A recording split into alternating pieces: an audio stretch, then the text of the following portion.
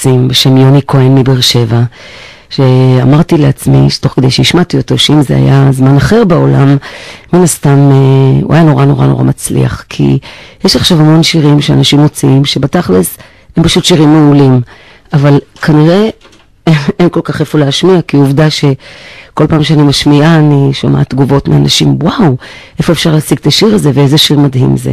אז השיר אגדה הוא חלק מפרויקט מוזיקלי משותף שמחבר בעצם 4 חברים שהתחילו את דרכם ברימון, יוני, ארז, נירית והראל.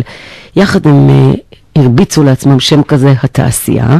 יותר מאוחר זה הפך לאתר שמחפשים בו עבודה, אבל הם לא ידעו את זה אז.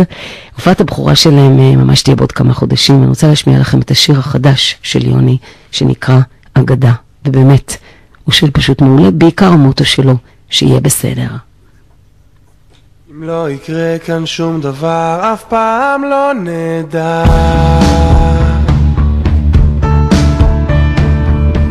אם אף אחד עוד לא ראה, אולי זו אגדה. מספרים שהכל שטויות, אבל אולי זה אמיתי. ואולי הכל שמועות כדי להפחיד אותי. המעגל של המציאות נסגר עליי פתאום.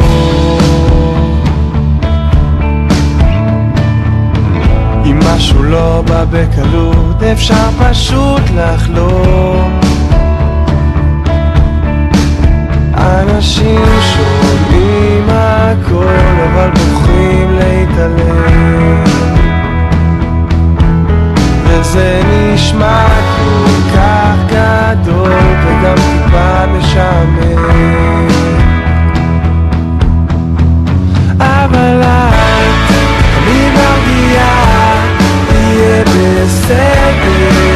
את אומרת, יהיה מה שיהיה. תמיד מרגיעה, תהיה בסדר. את אומרת, יהיה מה שיהיה.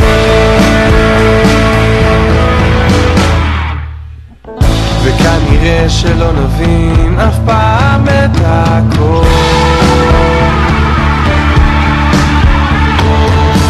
בתוך עולם של מסתורין זה לא קשה ליפול.